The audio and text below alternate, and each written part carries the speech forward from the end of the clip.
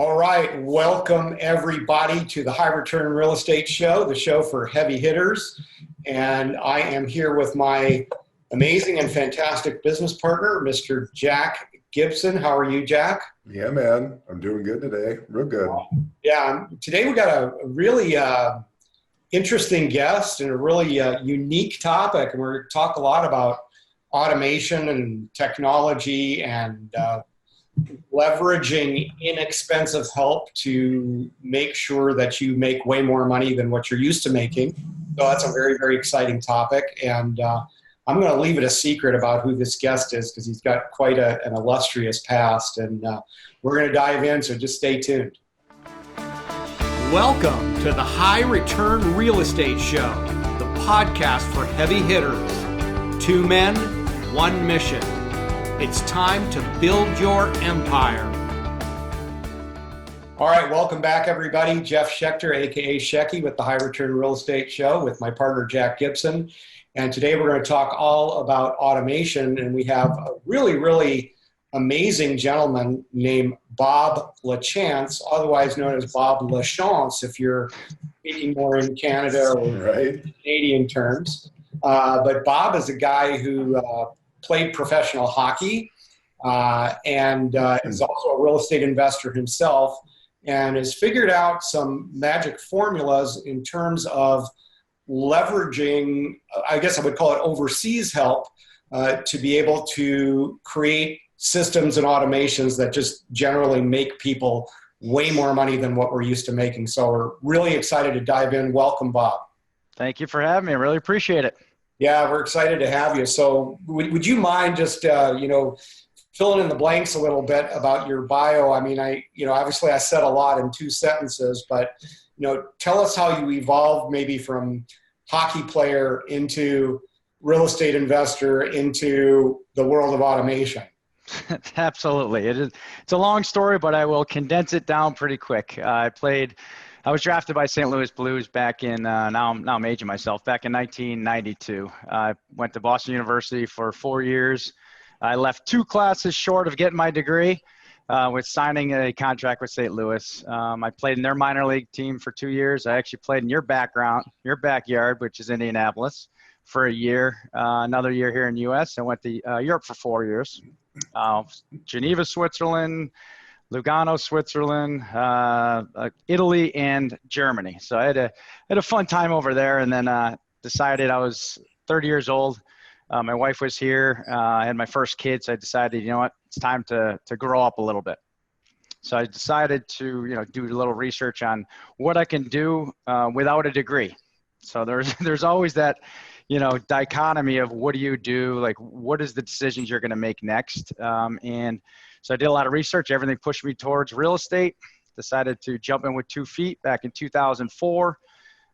Did my first rehab back in 2004. I got pretty lucky. I had farming areas, made an offer on a property, had no idea what I was doing. Let me just throw that out there. Zero idea. You don't learn much when you're sitting in a hockey locker room for 8 years. I can tell you that much. Right. You learn how to drink a lot of beer. That's one thing you do learn how to do, and have a lot of fun. You guys aren't like talking about real estate deals and cap rates and cash flow and all that in a locker room. I'm shocked. You are surprised. Absolutely. Nothing like that at all. So I decided, jumped in, and then I actually got pretty lucky because after I did my first deal, I made some pretty good money, made 32 grand. But I realized they didn't have any systems. I didn't know anybody in Connecticut who was doing it. So joined a REIA group, met my first business partner, Pat Precourt, greatest dude. I still look at him as a mentor today, and ended up joining forces with him, jumped in the short sale world, and then through that time helped start a couple coaching programs and got into, I know you guys do consulting as well and coaching. So I got into that while flipping properties. Within that time too, bought commercial properties, buy and hold properties, wholesale, rehab, the whole 9 yards, the whole gamut of real estate investing. And then decided, looking through all of that, going back to automation, like you said at the beginning, scaling and automation, looked at a huge opportunity in the industry, which was, I looked at myself, I looked at, the students that we were coaching, and the same common theme happened. Everybody had a lack of time. So we tried to figure out what a service was out there to help individuals get more done in less time while they're either working part-time or full-time, or wanted to scale their business. And I got introduced to the virtual assistant world back in 2013. And then in 2014, light bulb went on and said, you know what?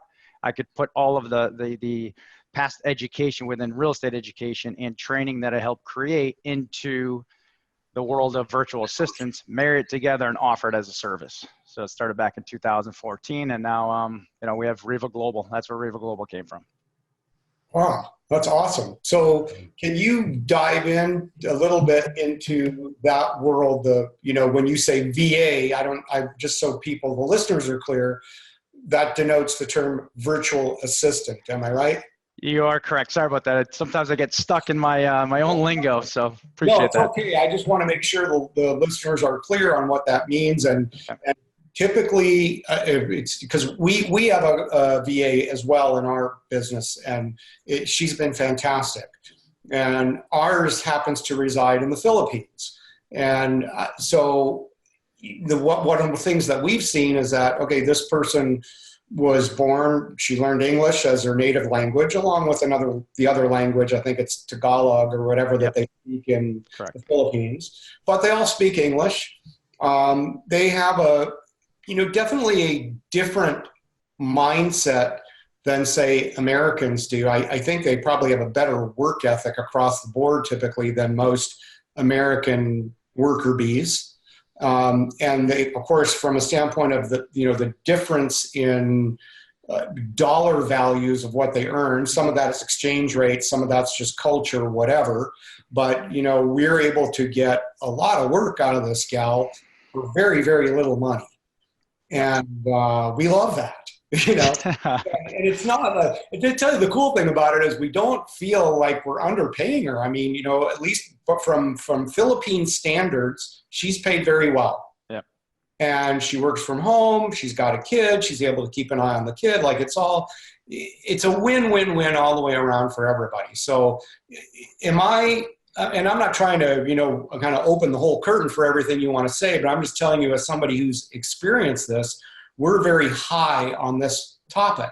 So what I want to do is kind of pick your brain and say, what are all the different applications for a virtual assistant? Like, how are you doing this? Are they in the Philippines? Are they in Japan? Are they in Korea? I don't know. I mean, where are you finding them? How are you training them? What are you training them to do? Like, walk us through your whole business model. Absolutely, and that's a perfect segue. So we picked the Philippines as well. We tried different countries. So figured out that, look at different countries and look at different positives, negatives of, all over the world, because obviously there's a lot of different virtual assistant companies out there that specialize in different things, right? We specifically picked the Philippines because English is one of their primary languages, like you stated. And it is their accents are very neutral. English proficiency is very high. They put a huge value on education. So everyone we bring onto our team has a 4-year college degree. Wow. And you look at for your exactly what you just said earlier, comparing, culture from culture. When you put a high value of emphasis on education, you're going to get a high quality individual working for you, right? Yeah. So that's one of the great things. The other thing that I really feel separates the Philippine culture from everywhere else, they're very family oriented, which means for us business owners, you could start looking at saying, how does that benefit me? Two main things. They're eager to serve. So they have a server mentality, and they're natural caretakers. So when I look and I put my business hat on, I say, why is that important to me? It's because they care about your business as much as you care, right? Because they look at their success as your success, and they stay with you for the long term, which they want the stability as well, just like anyone around here. Yeah. Well, I've actually got a VA too for my network marketing business. So I have this company, and then I have another one as well. And what I've noticed, just looking at both of them, they're very, I think a word conscientious would definitely be like at the top of how I would describe them. They're very, very conscious. They want to do a very good job for you. And, I don't know that we get that that it's not the same level that I'm seeing with American workers, just throwing it out there, Yeah. that are in that pay pay tier, right? Yep. That we get with the Filipino workers. I mean, do you have any thoughts, experience? I know that's probably a controversial, Yeah, topic, definitely. right? It is it's a great topic to bring up. But just to kind of to shift that a little bit, it's all in who we recruit, right? It's all in whoever we recruit around here as well. It's because you look at it, we look at when we recruit in the Philippines, we always look for somebody who wants to help, who has a, servant leadership type of individual that we want to bring on our team, because we know they're going to be looking out for your best interests, right? Obviously, they work under our umbrella, but we want someone who works directly for you. Sure. If we're going to source resumes here in the U.S., it's going to take a long time to get to that one person, exactly like you said, right? Sure. It's going to take, hundreds and hundreds and hundreds of resumes to be able to find that one person. So we're fortunate enough, we have a whole recruiting department in the Philippines. So Shecky, to get back to to answering your question and to tie this in, we have a whole recruiting department in the Philippines that, I'll give you an example. We're still in January. In January, we've had over 1,500 applications come in that we sift through, right? Wow. To make sure we sift through every single one of them. We do a 3 to 4 point check to make sure, number one, their application, what we want on the resume. We want to make sure they have call center experience as an example. Then we run them through 2 different interviews to make sure their English proficiencies, what we want it to be, because that is very, very important for our company to make sure we offer that service, because of a lot of our clients always have a misconception about, language and accent, etc. So we weed through all of that process, and then we do a systems check. What that means is that if we have a internet connection, that it's not shoddy internet connection. It needs to be a certain standard. And there also needs to be a backup system, just in case that particular internet system goes down. They have a backup system, which is really, really important to do, because there's nothing more frustrating than, picking a virtual assistant, and every time you talk to them back and forth, there's a bad internet connection, right? Especially when they're representing you and your company, you want to make sure that they represent it without background noise, right? There's things like that that are very, very important. So that's our recruiting team. And then we have a training team. Is once they come into the recruiting team, they pass all of our tests, if you will, and then they go on to our training team. And our training team puts them through a month-long training process on real estate investing. There's a laundry list of things that we train them on the real estate investing side, all the way from building buyers list to outbound dialing. I'll just touch upon a couple. Outbound dialing. The main thing is to gauge seller motivation there, because a lot of our clients want VAs on the phone, right? We also have another segment of clients that want admin work, right? There's a lot of different admin work that we could cover later, but we send them through a month process, and then it goes to our placements department. That's more like a match.com. So our placements department, what they do is they look at exactly what tasks a client that our sales team, marketing team brings in, and they match up the task list to exactly what the qualifications are that we have for that virtual assistant, to make sure that it fits. We do disc profiling, so it fits within the strengths of that virtual assistant. So it's kind of, you're matching them up together for the perfect fit. And then it's passed off to our management team, which we call client service managers, to help manage that VA with you. So there's a whole level of management on top of that. Just to break it down very simple. We have other departments, but that's the simplest way to put it. Wow, that's a lot. I mean, it's a lot that you're doing behind the scenes just to deliver a VA to one of your clients. So that's freaking awesome. What you the system. It's Shaky, like the kind of correlation I'm seeing is, like, for us with what we do, it's like, okay, yeah, it's not that hard to get a property across the finish line through all the processes that we put it through, right? To get it to where it's like, just, the property's rented. It was easy, right? Right. So an investor comes in, they're like, oh, it couldn't have been that hard. I mean, this property is already done. And they don't understand all the things that happen behind the scenes that they'll never want to have to do or go through to get, like, to that good qualified VA. Like, so the value that you guys are offering I mean, that's incredible. Like, nobody wants to do that. Yeah, just to add to that, it's the same. You're exactly right on the turnkey side, right? For acquiring the property, to fixing it up, to getting it rented out, to managing it. It's the same. Yeah, it's really the same exact to finding the VA, training the VA, placing the VA, and then adding a manager on top. That's a great way to put it. Never looked at it that way. Yeah. So are the majority of your clients real estate investors, or you're working across a lot of different industries, aren't you? Yeah, we have so I call them obviously all real estate professionals, which are agents, brokers, investors, and we work with a lot of buy and hold investors as well, property managers, turnkey providers, just on the management side of doing tasks. But So, you're working in other industries too. Sorry, Jack. You work, right? Yeah, so we're working in the medical industry as well. My wife started a branch off of Riva Global and Riva Global Medical. So she's working with different doctors' offices to do insurance verifications, et cetera. Got it. Okay. So how can you help investors in real estate with this service? Like what does that look like, and how is that going to make their whole investing experience maybe even more passive and more seamless, right? Because I think, when you buy rental property as a passive investment, if you're still managing the manager, you're paying your own taxes, you're making sure your insurance is up to date, you're responding to maintenance type, things on your invoice. I don't know. I'm just thinking of what even the passive investor still has to do. Is there things you can do with what you're offering to make it even more passive? Yeah, and a great question there as well. The three things that I like to talk about, first and foremost, why any real estate professional, I mean, this probably falls under the guidelines of why you guys got VAs as well. There's three main things. It's time, efficiency, and scalability. So if you look at, any one of us individuals that want more time, for me personally, time means more time with my family, more time to grow my business, more time to, go to lunch with my wife during the week, if you would. It's kind of interesting because I coach my kids hockey, all three of them. I got a 16-year-old, 12-year-old, and a 10-year-old.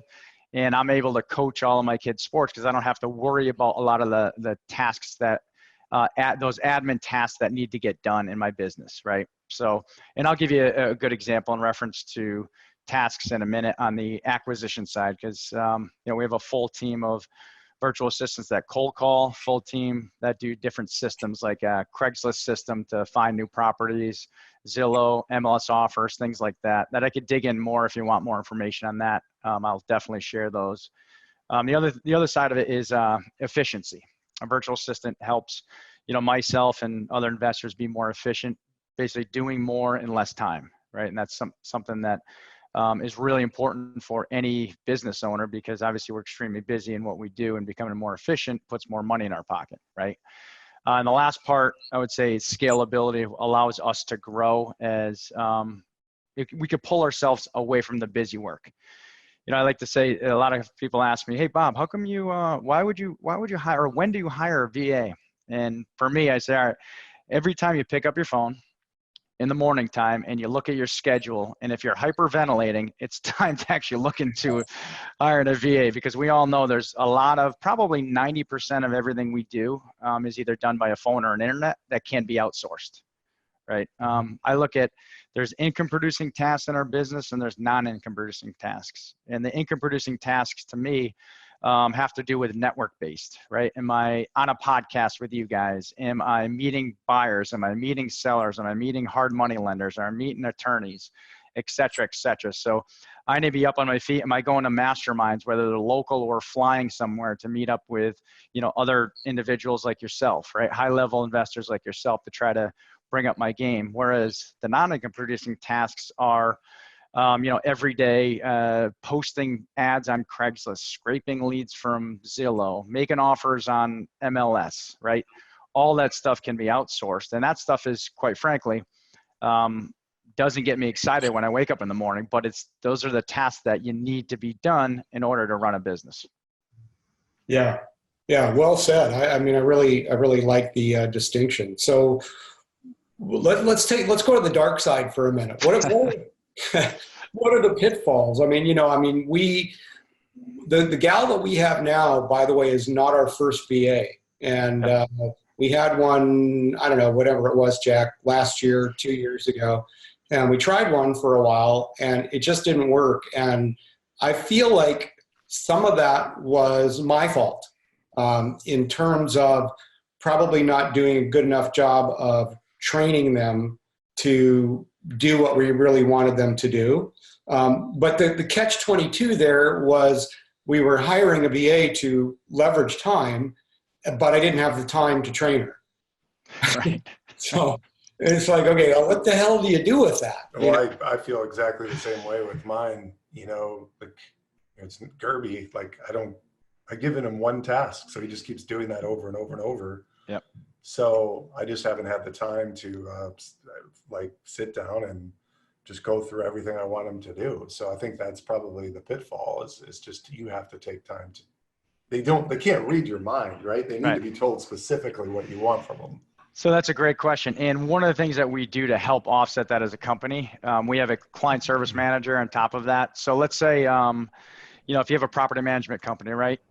We have a lot of clients that actually do property management tasks. So for instance, if you hire a part-time VA and your main role is just to do lease renewals as an example, right? So you're calling all tenants to remind them that their lease is up to attempt to renew, right? Well, what happens if you have 50 properties and per month it's only 2 per month? You're like, all right, well, what can I have my VA do, right? Yeah. So now what you could do, that would be an example for you guys. Maybe then you would add in tenant services or client services, meaning, tenants call into a hotline that a VA answers to take all of those complaints like, hey, my neighbor is too loud, or, this person's doing this guy's in my parking spot, this girl's in my parking spot, I have this maintenance issue. So what they could do is then funnel that maintenance issue, not to you and blow your phone up, but it could funnel to whoever handles that, maybe your maintenance department. So now what the VA can now do is handle those aspects of your property management side of it, as an example, right? So we have our CSMs are equipped with all that information to be able to guide you and help you add more tasks on the virtual assistant's plate, because we know through years of experience that if they're not busy, it's only a matter of time before you're going to cancel our service. Yeah. So what's I guess just to continue along this dark side path, what are you seeing, aside from the obvious mistake that I made, what are you seeing as the sort of the pitfalls and other things that are causing maybe the VA situation to not work out as well as it could? Yeah, a lot of times it's really upfront. Right. So what we do is we set up 3 interviews for every time someone wants a VA or wants to add on a VA.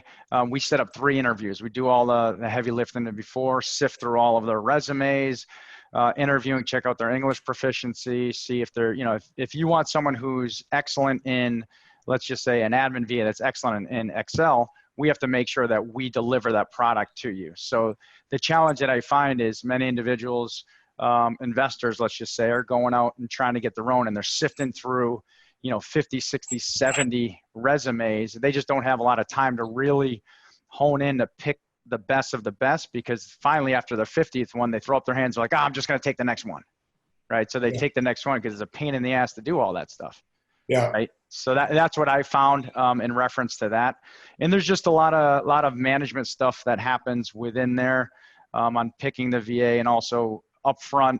The one thing we also do is we have our clients fill out a task list and exactly what they want the VA to do, and what are the results that you want out of that VA. So what we do at that point is client service manager takes all of those notes and creates a 90-day success map for you to make sure that you know exactly what that VA is doing. And at the end of every single day, they'll send you an end-of-day report that shows exactly what they did. So now you could go to that CSM, that client service manager, say, Bob, my VA just, he's just not busy enough. So then that triggers, the CSM helping you, add in more tasks for the VA. Right. It's a proactive approach. So since I poked at the dark side, let's be fair and talk about the bright side for just a minute. Do you have, give us an example of one of your clients that really won big by leveraging VAs? Okay.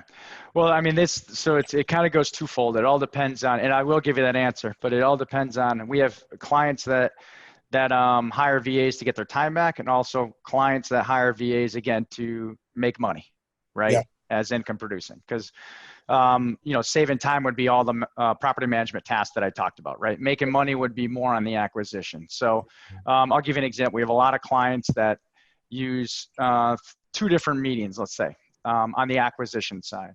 So you pull a list, whatever motivated seller list that you guys want to pull. Let's say out-of-state owners, pre-foreclosure, code violations, probates, etc. Right?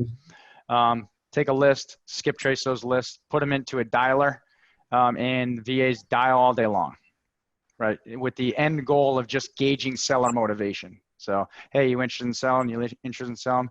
I'll give you a good example. Right now, just out of my own business, I just pulled a multifamily and apartment complex list. And this just happened literally last Wednesday, and we already got 15 leads from people raising their hands saying, yes, I'd be interested in selling my property. So that's a perfect example. I'm a perfect living example of that. We have probably 80% of our clients are doing some sort of what I just talked about. And you could add in text messaging too. We work with a text message company that works with our virtual assistants to outbound text, respond, go back and forth, and then with the end result of gauging seller motivation to hand you a warm or hot lead. Yeah, it's awesome. How did you get the name Riva? Real estate virtual assistant. So, okay. Well, there you go. Yeah. I can't see it on my screen. It's a little too small and my eyes are old. So that's awesome. Yep. So Jack, do you have anything else? Because I'm ready to ask the magic question. Yeah, I was just going to say, let's ask the magic question. Okay, so here we go, Bob. Get ready to be put on the spot. All right. What is the question that we didn't ask that we should have asked? What is the question that you didn't ask? You know what? I get a lot of questions on what's the best way to use a virtual assistant, right? Because everyone thinks that way.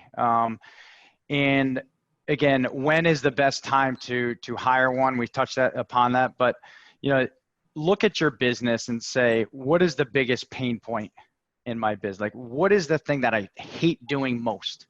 No. And what is the thing that really saps my energy? That's good. Answer that question first, and then you could decide what tasks to outsource. Because no matter what we do, I think we got to look at those tasks and those energy suckers, if you will, that really pulls us down and takes away all of our momentum. Yeah, that's good. So yeah, I've got a handful that you just kind of sparked. Man, Yep. I will enjoy that. I was just thinking, I got to go in the other room and cry for a little while. Right. It was kind of depressing. Now I just gave you the answer for your VA. Right now they have a lot more tasks to do for you. Right.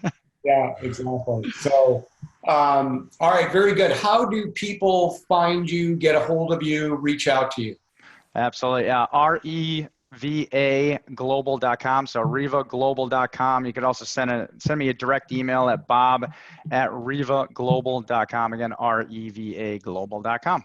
Okay, so everybody, REVAglobal.com, and we will absolutely put that in the show notes. And if somebody reaches out to you from this podcast, is there some open sesame magic words that they should do to reach out to you? Or say high return real estate. Okay, perfect. That's it.